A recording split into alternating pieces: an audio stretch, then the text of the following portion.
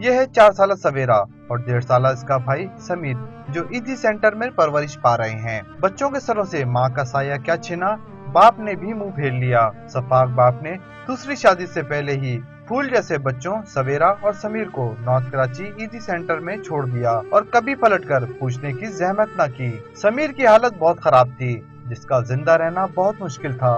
बेगम बिल्किस दीदी ने कमसिन समीर को खुसूसी तवज्जो दी और इलाज कराया।